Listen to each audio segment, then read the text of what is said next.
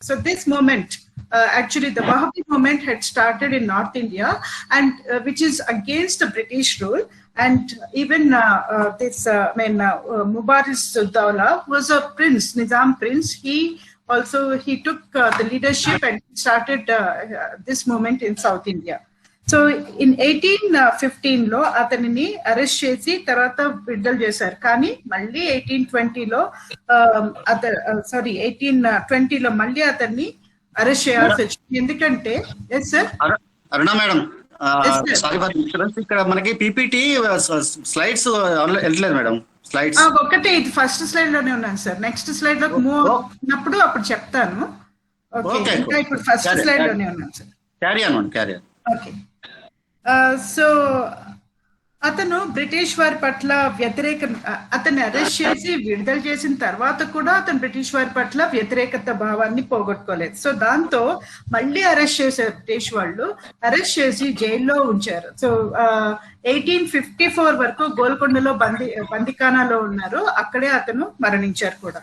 So అతను we can say that he was the first person to rebel against the British. మన తెలంగాణలో మొట్టమొదటి వ్యక్తి బ్రిటిష్ వారికి వ్యతిరేకంగా పోరాడిన వ్యక్తుల్లో అతను మొదటి వాడని మనం చెప్పుకోవచ్చు. సో ఇది తెలంగాణలో బ్రిటిష్ పాలనకు వ్యతిరేకించిన మొట్టమొదటి ఘట్టంగా మనం భావించవచ్చు. So 1857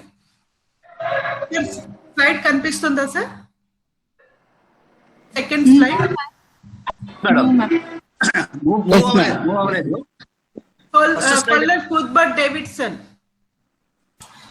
only home first slide ఉంది ma'am. Interest slide only first slide ఉంది మేడం. ఓకే, అయితే ఇది ఇట్లా చేస్తే కనిపించింది. ఇప్పుడు కనిపిస్తుంది sir? Okay sir. Okay, so 1857లో నెక్స్ట్ ఇంపార్టెంట్ ఘట్టం ఎప్పుడు జరిగిందంటే 1857లో తిరుగుబాటు మనందరికీ తెలిసిందే. The great revolt had happened in 1857. And అది ఉత్తరాన జరిగితే దాని రిపర్కషన్స్ మనం ఇక్కడ కూడా మనకు కనిపిస్తాయి. సో బ్రిటిష్ అధికారుల అహంకార నిరంకుశ ప్రవర్తనకు నిరసనగా ఉత్తర భారతదేశంలో ఉధృతంగా ప్రారంభమైంది 1857 రివోల్ట్. కానీ తిరుగుబాటు ధోరణి దక్షిణాన అక్కడక్కడే కనిపించింది. సో అందులో ఇక్కడ హైదరాబాద్ లో కూడా మనకి ఇది కనిపించింది. సో అప్పటి British resident colonel Davidson, colonel Cuthbert Davidson, so ఈయన టైంలో ఈయన చాలా అంటే అనుచిత ప్రవర్తన, వహబీ ఉద్యమాన్ని అణిచివేయడం అవన్నీ చేశాడు. సో దానివల్ల ఎన్నో పరిణామాలు ఏర్పడ్డాయి. సో నానా సాహెబ్ తాంక్యా తోపే అనుచరులు బోధనలు, మౌల్వీ బోధనలు హైదరాబాద్ ప్రజల్లో బ్రిటిష్ వారి పట్ల అసమ్మతి, తిరుగుబాటు భావనలు ఏర్పడడానికి దోహదం చేశాయి. సో ఉత్తర భారతదేశంలో జరిగిన తిరుగుబాటులో బ్రిటిష్ వారు తొలి వైఫల్యాలు హైదరాబాద్ లో తెలంగాణ ప్రజల్లో ఆసక్తిని, ఆత్మస్థైర్యాన్ని నింపాయి. సో మసీదులు, జనాలు ఎక్కువగా ఉండే చోట ఏం చేశారంటే వీళ్ళు గోడల పైన పత్రికలు అంటే ప్రకటన పత్రికలు అంటే స్టిక్ చేసి తర్వాత ఫకీర్, మౌల్వీ, అక్బర్ బ్రిటిష్ వారి పట్ల జిహాద్ యుద్ధం కూడా ప్రకటించారు. సో ఈ రకంగా మన వాళ్ళు వాళ్ళ వ్యతిరేకతను వ్యక్తపరుచుకున్నారు. బ్రిటిష్ పరిపాలన పట్ల వ్యతిరేకతను వ్యక్తపరుచుకున్నారు. ఇదే సమయంలో ఏం జరిగిందంటే ఔరంగాబాద్ లో ఉన్న హైదరాబాద్ కంటింజెంట్ కు చెందిన మొదటి, రెండవ అశ్వదళాలు రాజ్య సరిహద్దులు దాటడానికి నిరాకరించాయి. సో బ్రిటిష్ వాళ్ళు ఏంటంటే ఈ హైదరాబాద్ కంటింజెన్సీ వాళ్ళని రివోల్ట్ అక్కడ 1857 రివోల్ట్ ని సప్రెస్ చేయడానికి పంపించడానికి ప్రయత్నించినప్పుడు మన కంటింజెన్సీ వాళ్ళు వాళ్ళ సహోదరులతో ఫైట్ చేయడానికి నిరాకరించారు.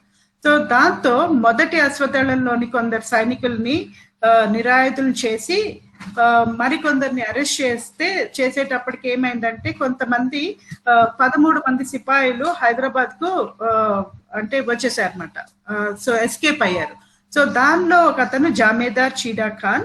సో అతని నాయకత్వంలో ఈ 13 మంది వచ్చారు. వారు ఏమనుకున్నారంటే బ్రిటిష్ వారి దగ్గర నుంచి మనకి రక్షణ కొరకు మనం నిజాం అడిగితే మనకి నిజాం గ్యారంటీగా రక్షణ ఇస్తాడు అని చెప్పే ఉద్దేశంతో వచ్చారు. కానీ వాళ్ళు ఇక్కడికి రాగానే వాళ్ళకి అసంతృప్తే మిగిలింది. వాళ్ళకి సహకరించకపోగా వాళ్ళని అరెస్ట్ చేసి అప్పుడు Salar Jung the first was the prime minister of the Nizams, వాళ్ళని అరెస్ట్ చేసి బ్రిటిష్ రెసిడెంట్ కి అప్పగించారన్నమాట. ఇది ఇక్కడ ఈ స్లైడ్ లో చూస్తున్నారు కదండి, ఇది ఇప్పుడు ప్రస్తుతం కోటి ఉమెన్స్ కాలేజ్, ఇక్కడే నేను పనిచేస్తున్నాను కూడా అసిస్టెంట్ ప్రొఫెసర్ గా. సో ఇక్కడ అరెస్ట్ చేశారు అన్నమాట. అరెస్ట్ చేసి ఇక్కడ బంధించారు చీడా ఖాన్ ని, ఇంకా వాళ్ళ 13 మంది సహచరులని ఇక్కడ బంధించారు అన్నమాట. సో అదే టైంలో ఈ విషయం తెలుసుకున్న మౌల్వీ అలావుద్దీన్, ఇక్కడ మనకు కనిపిస్తుంది మౌల్వీ అలావుద్దీన్, తురేబాజ్ ఖాన్, వీళ్ళు ఈ విషయం తెలుసుకుని చీడా ఖాన్ ని విడిపించడానికే వాళ్ళు హైదరాబాద్ లో ప్రవేశించి ఒక మక్కా మసీద్ లో సమావేశమై July 17th, 1857 ఆ రోజున మక్కా మస్జిద్ లో సమావేశమై రెసిడెన్సీలో ఉన్న బందీలను విడిపించాలని అనుకున్నారు. సో అదే సమయంలో ఈ విషయము సాలార్జంగ్ కి కూడా తెలిసింది. వీళ్ళు ఏమనుకున్నారంటే మనము నిజాం దగ్గరికి వెళ్ళి మన ప్రపోజల్స్ అన్ని తీసుకెళ్లి అక్కడ నిజాంని మనకి సహాయం చేయమని అడుగుదాము, ఖైదీల్ని విడిపించి పెట్టమని అడుగుదాము. నిజాము ఒకవేళ నిరాకరిస్తే అప్పుడు మనము రెసిడెన్సీని అటాక్ చేద్దాము అని అనుకున్నారు. వీళ్ళు ఇంకా ఇలా అనుకుంటూనే ఉన్నారు. ఈ లోపల సాలార్జంగ్ 300 మంది అరబ్ సైనికులను గుంపుగా పంపించి వీళ్ళని చెదరగొట్టడానికి ప్రయత్నించారు. దాంతో వీళ్ళకి చాలా కోపం వచ్చి వీళ్ళందరూ ఈ రోహిల్లాస్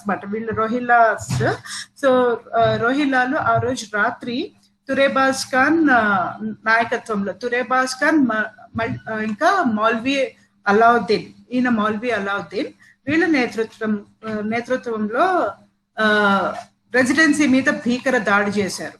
సో ఇక్కడ ఇద్దరు లోకల్ పీపుల్ ఉన్నారు, వాళ్ళు వీళ్ళకి సహాయం అందించారన్నమాట. వాళ్ళ ఇంటి నుంచి రెసిడెన్సీని అటాక్ చేశారు. సో అటాక్ చేయగానే వెంటనే బ్రిటిష్ వాళ్ళకి ఇంకా ఎక్కువ ఆయుధాలు ఉంటాయి కదా.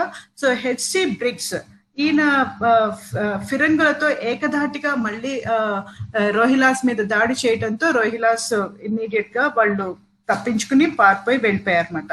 సో ఈ విధంగా రెసిడెన్సీ మీద అటాక్ జరిగింది. సో తురేబాజ్ ఖాన్ ని మౌల్వీ అలావుద్దీన్ ని ఇప్పుడు పట్టుకోవాలి, వాళ్ళు తప్పించుకుని పారిపోయారు. ఎలాగా? సో తురేబాజ్ ఖాన్ తూప్రాన్ దగ్గర ఒక ముస్లిం ఆయన చూసి గుర్తుపట్టి బ్రిటిష్ వారికి అప్పగించారు. సో అతన్ని తీసుకొచ్చి అక్కడ గేట్ దగ్గర, అంటే ఇప్పుడు state bank of Andhra bank ఉంది, ఆ గేట్ దగ్గర ఎక్కడైతే మనకి బస్ స్టాప్ కూడా ఉందో, బస్ టెర్మినల్, అక్కడ గేట్ దగ్గర ఆయన తలకాయని హ్యాంగ్ చేశారనమాట. అదే ఇప్పుడు ఆ ప్లేస్ లోనే ఇప్పుడు ఇక్కడ మెమోరియల్ కూడా కట్టారు. ఇది bus stand terminal, medical college పక్కన మా సెకండ్ గేట్ దగ్గర. సో ఇక్కడ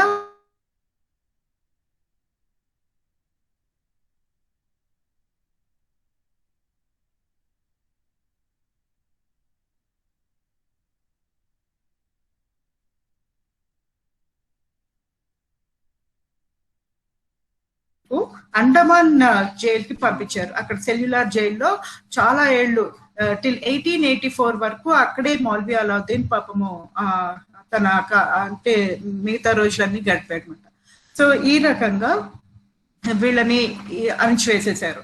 సో ఇక్కడ ఇది రెండవ ఇంపార్టెంట్ ఘట్టం, తెలంగాణలో జరిగిన రెండవ ఇంపార్టెంట్ ఘట్టం, బ్రిటిష్ వారి కి వ్యతిరేకంగా జరిగిన ఇంకొక ముఖ్యమైన ఘట్టం. So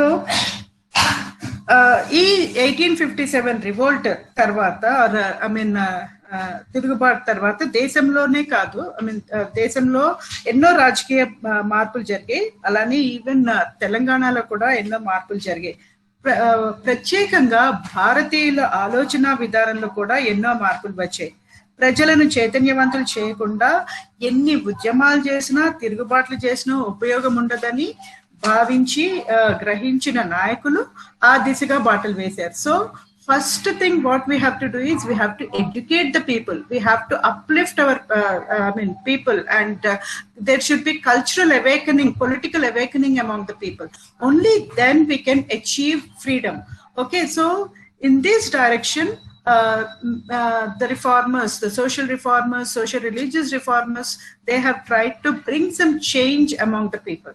So Dayanand Saraswati had started his Arya Samaj. Swami Vivekananda started Ramakrishna Mission, and they wanted to bring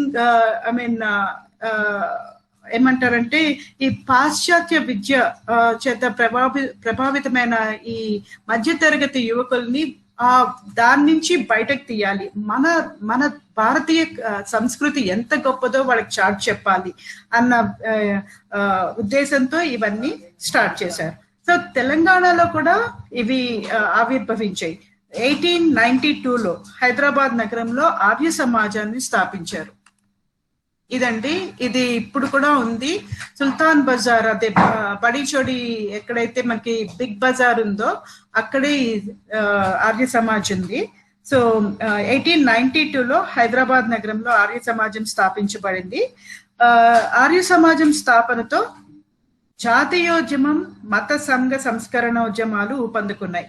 Arya Samaj ఉద్యమం సామాజిక సాంస్కృతిక సంబంధమైనప్పటికీ హైదరాబాద్ లో మాత్రం రాజకీయ చైతన్యానికి దోహదపడింది.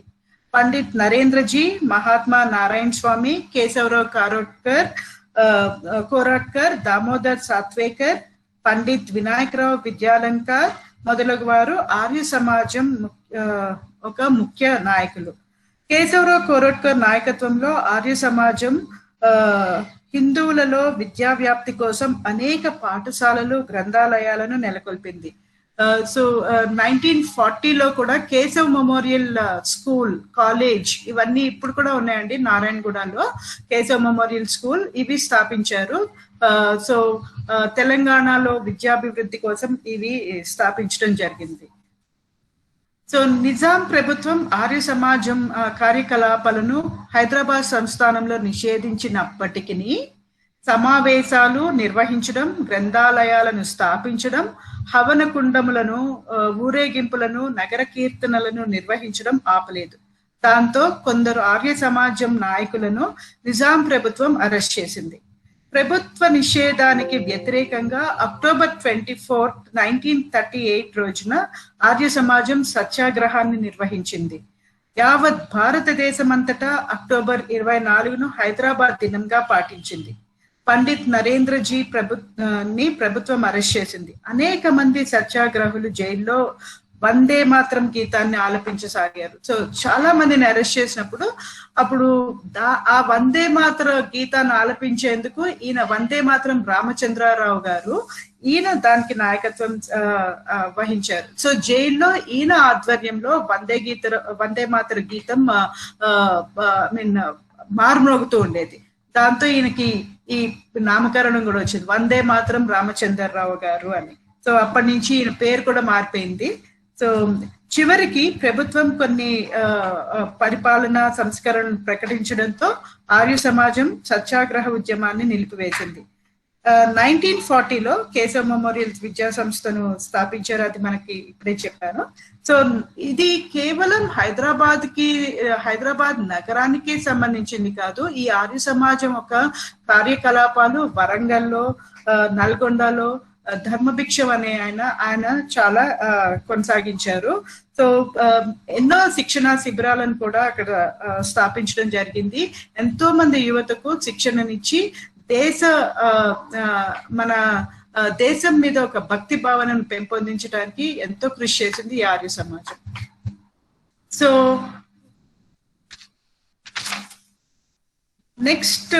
నెక్స్ట్ ఇంకొక ఇంపార్టెంట్ ఘట్టం ఏంటంటే తెలంగాణలో సాహిత్య గ్రంథాలయ ఉద్యమాలు. సో 19వ శతాబ్దంలో ద్వితీయార్థంలో అంటే second half of the 19th century Hyderabad కు ఎంతో మంది అంటే కవులు, శాస్త్రవేత్తలు, తర్వాత సాహితీవేత్తలు మన హైదరాబాద్ కి రావటం జరిగింది. అందులో ఉర్దూ, పర్షియన్ భాషల్లో తో పాటు తెలుగు సాహిత్యం కూడా ఎంతో పురోగమించింది ఆ టైం నుంచి. అహ్మద్ మినాయ్, మున్షి అమీర్ రచనలు హైదరాబాద్ యువకుల్లో కొత్త ఆలోచనలను కలిగించారు. 1918లో ఉర్దూ భాష బోధనా భాషగా ఉస్మానియా విశ్వవిద్యాలయాన్ని ప్రారంభించారు.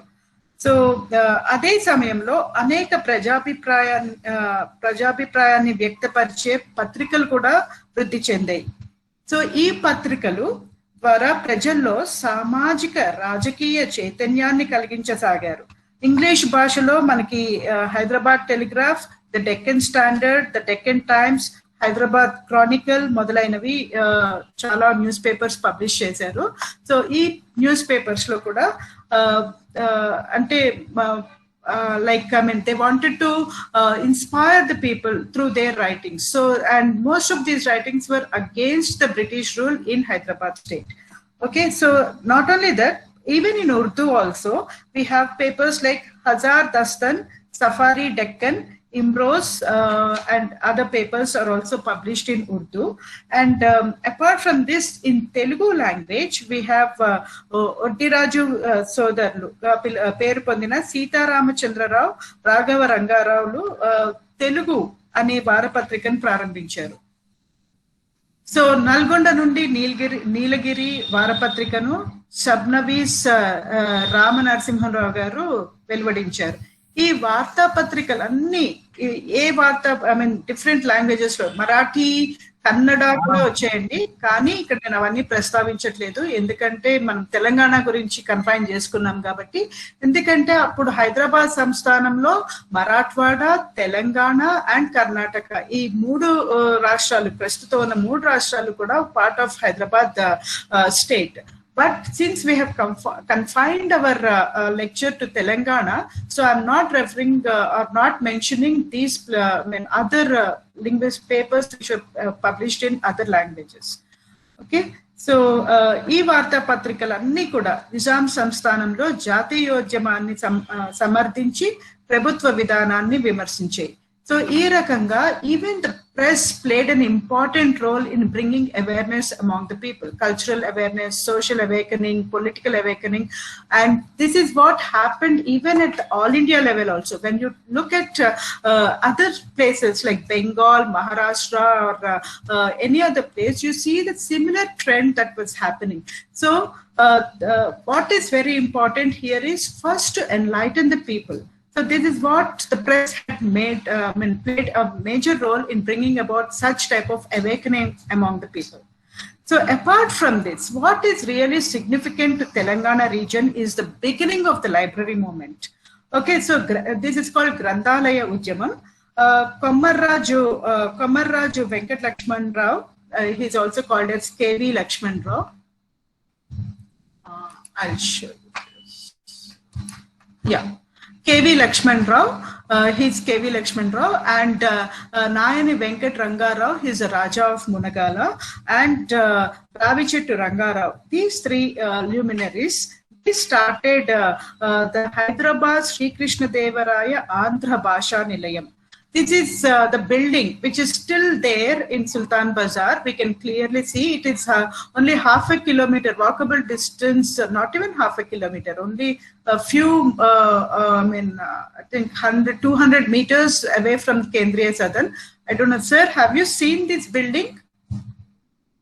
Haribabu sir or anybody? చూసా మేడం, చాలా సార్. Yes, మీకు చాలా దగ్గర ఇది.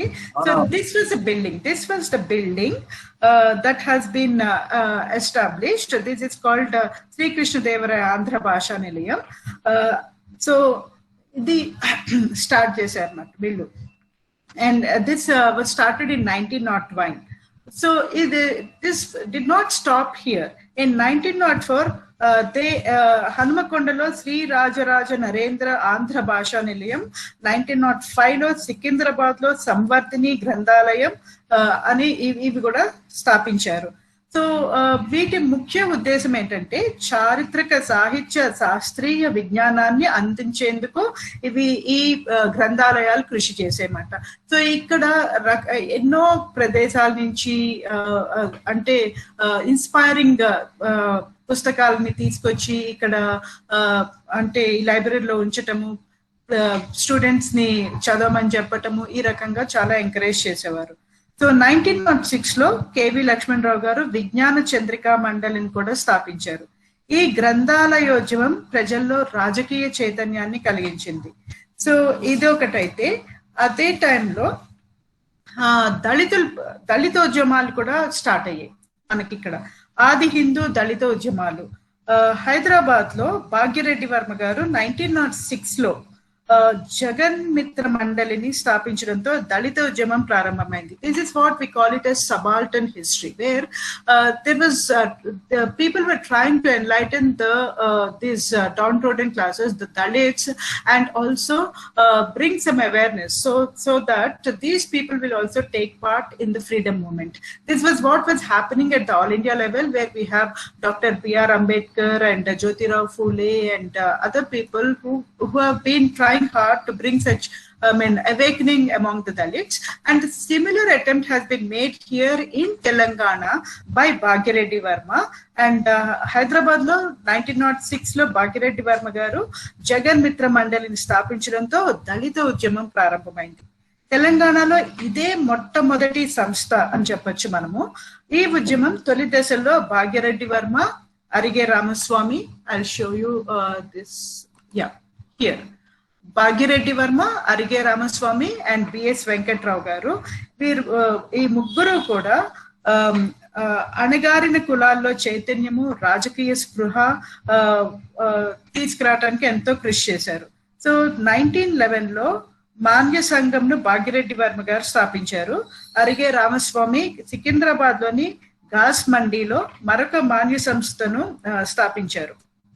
ఈ సంస్థలు తమ సామాజిక వర్గంలో అంతర్గత సంస్కరణలు చేపట్టాయి. మద్యపాన వ్యసనం, జంతు బలులు, దేవదాసి, జోగిని పద్ధతి మొదలైన వాటి నిర్మూలనకు కృషి చేశాయి. 1920-30 మధ్యకాలంలో భాగ్యరెడ్డి వర్మ ప్రభుత్వానికి సమాంతరంగా న్యాయ వ్యవస్థను స్థాపించాడు. హైదరాబాద్ నగరంలో న్యాయ పంచాయతీల వ్యవస్థను క్రమబద్ధం చేసి తమ వివాదాలను తామే పరుచుకునేటట్లు చేశారు. ఇది భాగ్యరెడ్డి వర్మ గారు. అంటే ఈ అణగారిన వర్గాలని కూడా స్వాతంత్రోద్యమంలో భాగంగా చేసేందుకు ఈ రకంగా వాళ్ళని కూడా వాళ్ళలో చైతన్యాన్ని తీసుకురావడానికి ఎంతో కృషి చేశారు. ఆయన కూడా చాలా పుస్తకాల ద్వారా, లెక్చర్ల ద్వారా వీళ్ళలో మార్పు తీసుకురావడానికి ఎంతో కృషి చేశారు ఆయన. సో నెక్స్ట్ ఇంపార్టెంట్ థింగ్ ఏంటంటే, we have this Andhra Jana Sangham, formation of Andhra Jana Sangham. This is another major landmark in the history of freedom movement in Telangana. So Nizam నిరంకుశ పాలన కింద నగిలిపోతున్న ఈ తెలంగాణ ప్రజల్లో 1920 నుంచి రాజకీయ చైతన్యం ప్రారంభమైంది. దానికి ఆంధ్ర మహాసభతో అంకురార్పణ జరిగింది. దీనికి మొదటి పేరు ఆంధ్ర జన సంఘం. ఆంధ్ర మహాసభ మొదట తెలుగు భాష సంస్కృతుల వికాసం కోసం ప్రారంభమైన, అది తర్వాతి కాలంలో వెట్టి చాకరీ, ఫ్యూడల్ వ్యతిరేకత పోరాటానికి బీజాలు నాటింది. సో మాడపట్టి హనుమంతరావు గారు, బూర్గుల రామకృష్ణారావు గారు, మంత్రుల నరసింగారావు గారు, ఆదిరాజు వీరభద్రరావు గారు, కేవి రెడ్డి గారు మొదలగు వారు మొత్తం ఒక 11 మంది కలిసి 1921 లో ఆంధ్ర జనసంఘాన్ని స్థాపించారు. సో దీని ఫస్ట్ సమావేశం 14 ఫిబ్రవరి 1922 లో హైదరాబాద్ లో రెడ్డి హాస్టల్, ఇప్పుడు మనకి నారాయణగూడలో రెడ్డి కాలేజ్ ఉంది, అక్కడ రెడ్డి హాస్టల్లో జరిగింది. దీని అధ్యక్షుడు కేవి రంగారెడ్డి గారు. ఈ రంగారెడ్డి గారి పేరు మీదే ఇప్పుడు మనకి రంగారెడ్డి జిల్లా కూడా ఉంది. సో ఈయన ఆ మహనీయుడు, ఇప్పుడు రంగారెడ్డి జిల్లా అని చెప్పుకుంటాం, కానీ ఎవరి రంగారెడ్డి అంటే ఈయన ఎందుకు ఆయన పేరు మీద వచ్చింది జిల్లా పేరు అంటే, ఆయన మన స్వాతంత్రోద్యమంలో ఎంతో ముఖ్య పాత్ర వహించారు కాబట్టి ఆయన పేరు మీదుగా ఈ జిల్లా ఏర్పడింది. ఓకే, సో వీళ్ళందరూ, ఈ ముఖ్య నేతలందరూ వాళ్ళు ఎన్నో అంటే I mean decisions they took several decisions to improve the condition of the people.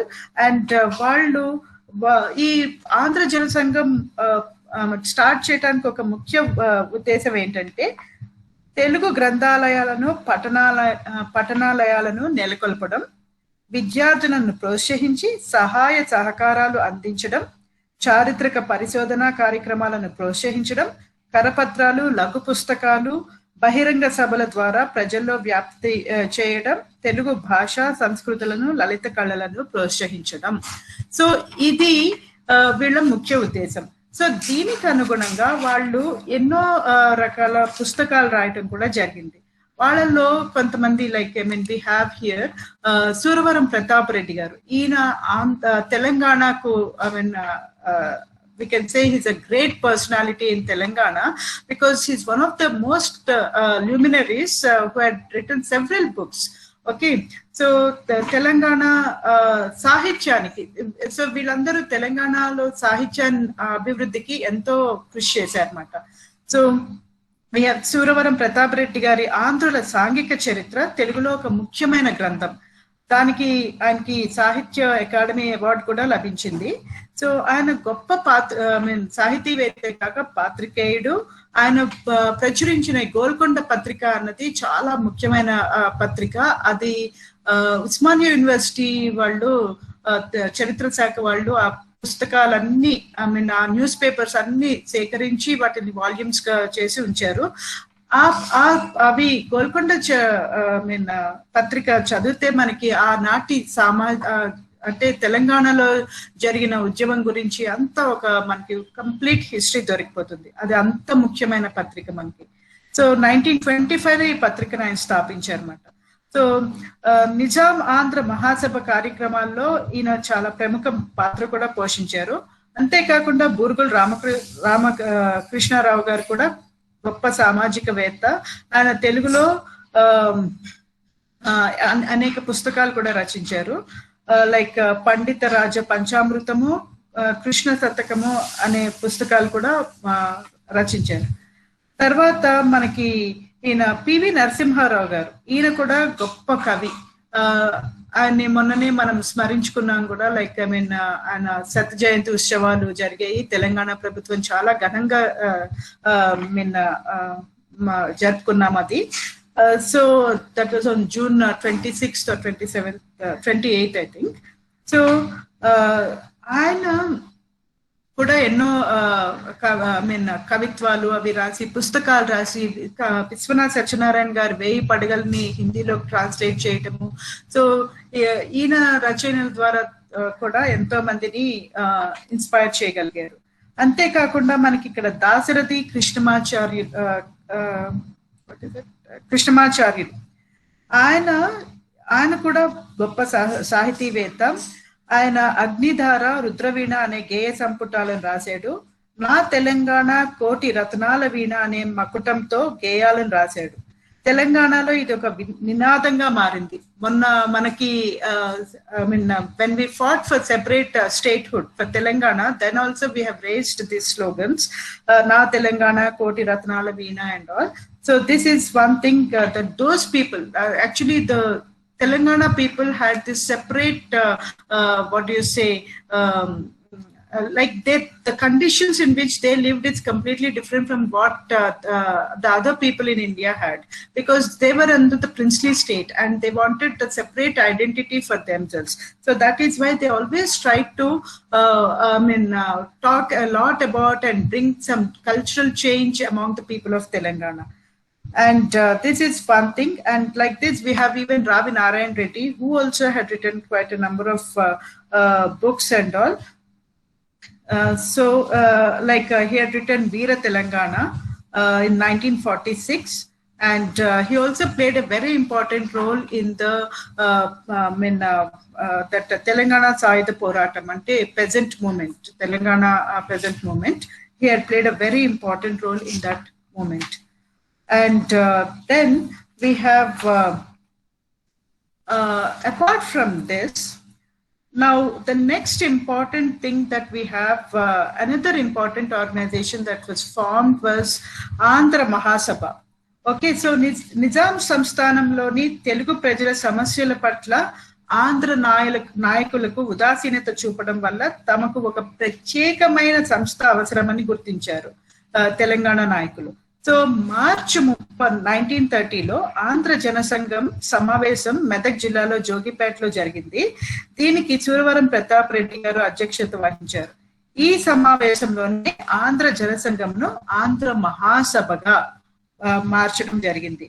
So అయితే ఇది ఆంధ్ర మహాసభ అనే కన్నా నిజాం రాష్ట్ర ఆంధ్ర మహాసభగా ఉంటే ఇంకా బాగుంటుందని వాళ్ళు భావించారు. ఎందుకంటే Andhra leaders and Telangana leaders, that's always this ideological difference between these two. So naturally they wanted to have their own, because both the regions speak Telugu, and so they wanted to have a separate thing. They wanted to separate themselves from the Andhra Mahasabha, so they called it as Nizam Rashtra Andhra Mahasabha. So ఈ సభ రైతుల సమస్యల నివారణకు కృషి చేసింది. And ఎన్నో సమావేశాలు జరిగాయి. ఈ సభ ఎన్నో సమావేశాలు జరుపుకుంది.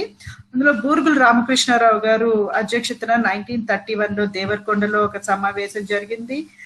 తర్వాత 34లో ఖమ్మంలో ఒక సమావేశం జరిగింది.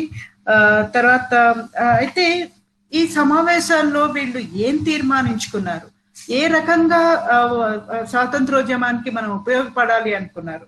ఫస్ట్ థింగ్ ఈస్ వాళ్ళు ఒకటి గ్రహించారు, ఏంటంటే బాలికా పాఠశాలలు మనం ప్రారంభించాలి. ఓకే, సో బాలికా పాఠశాలలో తెలుగు బోధన జరగాలి, సాంకేతిక వ్యవసాయక విద్యను ప్రోత్సహించాలి, చేనేత ఖద్దరు వస్త్రాలను ప్రోత్సహించాలి, వెట్టి చాకిరీ లేదా బేగార్ పద్ధతిని నిషేధించాలి, దేవదాసీలకు పునరావాసం కల్పించాలి అన్న కొన్ని తీర్మానాలు వాళ్ళు తీసుకున్నారు. సో ఈ 4వ సమావేశం కరీంనగర్ జిల్లాలో జరిగినప్పుడు మాడపాటి హనుమంతరావు గారు దీనికి అధ్యక్షత వహించారు. సో ఆ టైంలో వీళ్ళు ఏమనుకున్నారంటే గ్రంథాలయాలను స్థాపించడం, పిల్లలకు వయోజనులకు విద్యని నేర్పించడం, నిరక్షరాస్యత, మద్యపానం మొదలైన విషయాలను చర్చించడం ఇవన్నీ జరిగాయి ఆ సమావేశంలో. సో బేసికల్గా if we look at, all these leaders were trying to bring some awakening among the people, and especially their focus was also on educating the women. So in order to do this, okay, వీళ్ళని అంటే ఇంకా freedom movement లో వీళ్ళని కూడా ఒక ముఖ్య పాత్ర పోషించేటట్టు చేయాలి అంటే వీళ్ళకి విద్య చాలా అవసరం. అందుకే ఆంధ్ర మహిళా సభ అంటే మహిళా ఉద్యమాలకు తెరదీసేటట్టుగా ఈయన కాళోజీ నారాయణరావు గారు, ఆదిరాజ్ వీరభద్రరావు గారు, వీళ్ళందరూ కూడా ఎన్నో పుస్తకాలు అవి రాసి ప్రోత్సహించారు. Next we have role of women in the freedom struggle. So Andhra Mahila సభని స్టార్ట్ చేశారు. సో ఆంధ్ర మహాసభ మహిళా విభాగం. సో ఆంధ్ర మహాసభలోనే ఒక మహిళా విభాగం ఆంధ్ర మహిళా సభ. ఇప్పుడు కూడా ఆంధ్ర మహిళా సభ కాలేజ్ ఉంది మనకి, ఉస్మానియా యూనివర్సిటీ క్యాంపస్ లో ఉంది. దాన్ని స్థాపించారు దుర్గాబాయి దేశ్ముఖ్ గారు, దాన్ని స్థాపించారు. సో ఈ మహాసభ ఆంగ్ల విద్యను అభ్యసించిన మధ్యతరగతి మహిళలు దీనికి నాయకత్వం వహించారు. ఆంధ్ర మహాసభతో పాటు ఆంధ్ర మహిళా సభ సమావేశాలు నిర్వహించేవారు. ఈ విధానం 1942 వరకు కొనసాగింది. సో స్వాతంత్రోద్యమ ప్రభావంతో మహిళలు, సంఘాలు సాంఘిక విషయాలకు, స్త్రీల సమస్యలకు అత్యంత ప్రాధాన్యం ఇచ్చారు.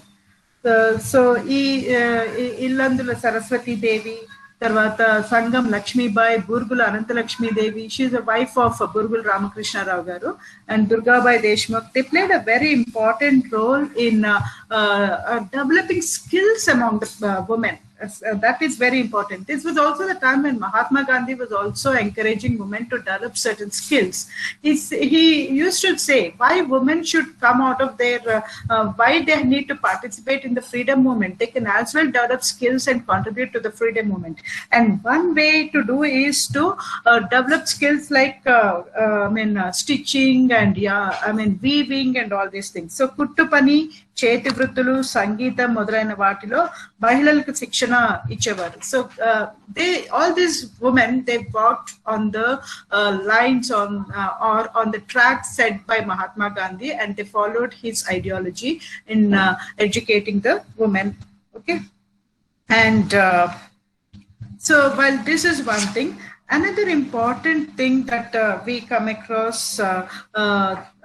in Hyderabad is the formation of this Hyderabad State Congress 1937-38. దీనికి మనకి స్వామి రామానంద తీర్థ ఈయన ముఖ్య member. He was the one who founded this. Hyderabad Samsthanam Nizam Mir Usman Ali Khan పాలనలో ఉండేది కదా. సో వీళ్ళు ఈ హైదరాబాద్ స్టేట్ కాంగ్రెస్ ని స్టార్ట్ చేశారు. ఈ స్టార్ట్ చేయడానికి కారణం ఇది హరిపుర సమావేశంలో, అంటే 1937 Haripura Indian History Congress was held in 1937 at Haripura. There they have decided to start a separate Hyderabad State Congress. So 1938 జూలైలో హైదరాబాద్ స్టేట్ కాంగ్రెస్ స్థాపన అవసరాన్ని గుర్తించి ఆ నెలలోనే హైదరాబాద్ స్టేట్ కాంగ్రెస్ స్థాపన కోసం ఒక తాత్కాలిక కమిటీని నియమించారు. సో కొద్ది రోజుల్లోనే నియర్లీ 1200 మంది మెంబర్స్ గా చేరారు ఇందులో. సో ఈ state Congress played a very important role in bringing organizing satyagraha movements at places like Sultan Bazar, Clock Tower, Kachiguda railway station, Abbots, Pattargatti, and many other places. So they organized satyagraha movements, and one important movement that was organized by them was Vande Mataram movement.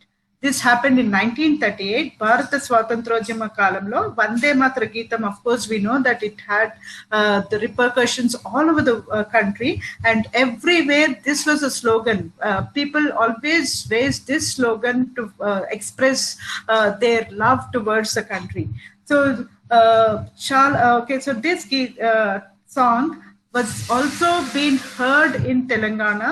జాతీయోద్యమంలో ప్రజలు వందే మాత్ర గీతం పాడటంతో పాటు వందే మాత్రం అని గట్టిగా నినాదం చేసేవారు.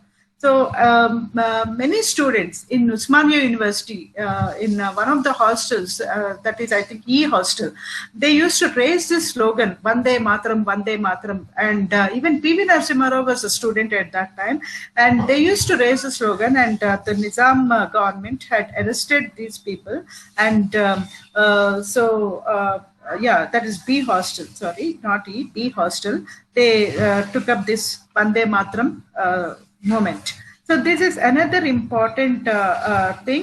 PV Narasimha Rao, Hayagreevachari, Arutla Ramchandra Reddy, B Dharmabhiksham, Devalapalli Venkateswar Rao, and all these people have participated in this movement, that is Vande Mataram movement, that held in Osmania University in the year 1938. So then we should not forget the role played by the Communist Party in this moment, especially Devalapalli Venkateswar Rao and Ravi Narayan Reddy, Baddam Ella Reddy. All these people, the communist leaders, also played a significant role in, and especially in taking up this movement, the Telangana Peasant Movement, which was one of the most important events. And these communists actually used certain media like Burra Kadalu and different types of Harikadalu. Through this medium, they tried to reach the common people.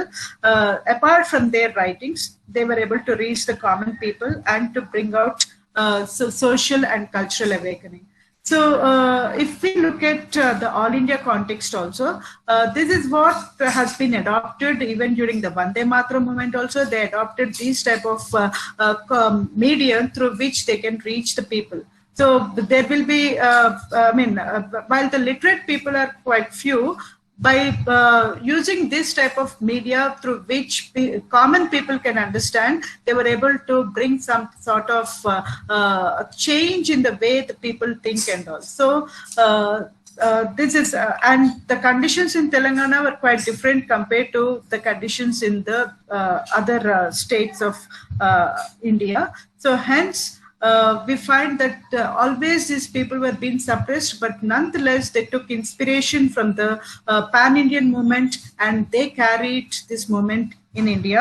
And after the independence, when the Nizam was refusing to join the Indian movement, Ramanand Tirtha and other people, they forced, they played a key role in making, in this Join India movement, and made this Hyderabad and Telangana become part of the Indian Union. So I think with this overview of what happened in Telangana during the Telangana movement, I think I'll leave. And thank you so much for giving me this opportunity, sir. Thank you, Madam Aruna garu. తెలంగాణలో ముఖ్యంగా ఈ స్వాతంత్ర సమరయోధులు నిర్వహించిన పాత్ర గురించి చాలా మా అందరికీ చాలా విషయాలు తెలియజేశారు. ఇప్పుడు PIB media and communication officer Gayatri formal vote of thanks చెప్పాల్సిందిగా కోరుతున్నాను. Please go ahead Gayatri. Before Gayatri goes ahead, I would just like to intervene. Don't mind. But ma'am, I really wanted to thank you for your very enlightening lecture. I was in fact making notes like a student. Oh, thank you, ma'am. Thank you so much. Because like, you know, for many of us, these are unfamiliar phases. I mean, those who are native of Telangana may be knowing, but for people like me who have been on a transferable job from one state to another, this was indeed enlightening. And regarding various movements you told, like the library movement, the literary movement, the Andhra Mahila Sabha, these have been major milestones. And I think we need to incorporate all these information also in our exhibitions. So we will collaborate with you further on this. We will get back to you, and maybe like, you know, we can say that it has been curated by so and so. We can carry your name also, so that like, you know, due credit is given to the person also. And ma'am, if you don't mind, maybe like, you know, we would like to take your PPT also and disseminate the information. Hari Babu Garu will get in touch with you regarding that. But I just wanted to place on record my sincere thanks to you. Okay, thank you, thank you. But the PPT has only images, so. And in the sense, we will get in touch for more information on that with for the developing of that for the panels, etc., for the exhibitions. Sure. And as I mentioned, due credit will be given that you have put together the information and things like that. You have helped us to put it together. So we will carry it forward that way. Thank you, madam. I'm always ready to help. Me services మేము మా office మీ services ఉపయోగించుకోవాలనుకుంటున్నాం. తప్పకుండా మిమ్మల్ని trouble చేస్తుంటాము. So దేశం కోసం ఏదైనా చేస్తాను. మన దేశం కోసమే కదా ఇవన్నీ చేసేది. ప్రజలకు తెలియాలి, ఇప్పుడున్న జనరేషన్ తెలియాలి మన గ్రేట్ లీడర్స్ ఎట్లా సాక్రిఫైస్ చేశారు, ఏ విధంగా ఎన్లైటన్ చేశారు, ఇవన్నీ మనం చెప్పకపోతే ఎలా తెలుస్తుంది. సో దానికోసం I'm ready sir, I'm ready to collaborate with you or to help you. అంటే మీలాంటి వెల్ వెర్స్డ్ రిచ్ ఎక్స్పీరియన్స్ ఉన్న ఇదున్న వాళ్ళు మాకు నాకన్నా గొప్ప మేధావులు చాలా మంది ఉన్నారు. నేను ఏదో చిన్నపాటి అంతే. Now I request Gayatri to propose formal vote of thanks. వాళ్ళందరూ నిజంగా చాలా ఇన్ఫర్మేటివ్ ఉంది మీ ఇది స్పీచ్ అంతా కూడా. పార్టిసిపెంట్స్ అందరూ కూడా చాలా బాగుంది, చాలా ఇన్ఫర్మేటివ్ గా ఉంది. థ్యాంక్ యూ సో మచ్ అని మెసేజ్ చేస్తున్నారు. Really thank you so much. Thank you ma'am. అయితే తెంగ్లీష్ లో మాట్లాడమన్నారు కదా అంతకుముందు సార్, అందుకే తెంగ్లీష్ లో మాట్లాడాల్సి వచ్చింది. అటు పూర్తిగా తెలుగు కాదు, ఇంగ్లీష్ కాదు, మధ్యలో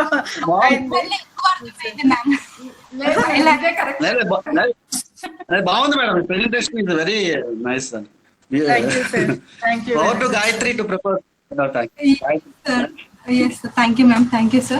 On behalf of Press Information Bureau and Regional Outreach Bureau, I take this opportunity to thank today's speaker for sparing her valuable time and taking us this wonderful session, ma'am. Thank you so much. Nijanga ma'am, asal sequence of events starting nundi kuda role of press kanivandi, tarvata library movement, tarvata Arya Samaj movement, tarvata Dalita Udyamam, Andhra Jana Sangam, ఆ తర్వాత అది ఎలా ఆంధ్ర మహాసభగా మారింది, ఆ తర్వాత ఆంధ్ర మహాసభ ఎలా ఏర్పడింది, Hyderabad state Congress ఇలా ఇంపార్టెంట్ ఈవెంట్స్ అన్ని కూడా చక్కగా అర్థమయ్యేలా అందరికి బాగా చెప్పారు ma'am. So from my bottom of my heart I thank you so much. And I would like to thank our director ma'am Shruti Patil ma'am and deputy director Manas Krishnakant garu and our assistant director Haribabu garu, as well as all the participants from NYK and NSS and all the other officials for participating this webinar and making it a grand success. Thank you one and all. Have a good day. Thank you ma'am. Thank you so much. Once again, thank you. Thank you.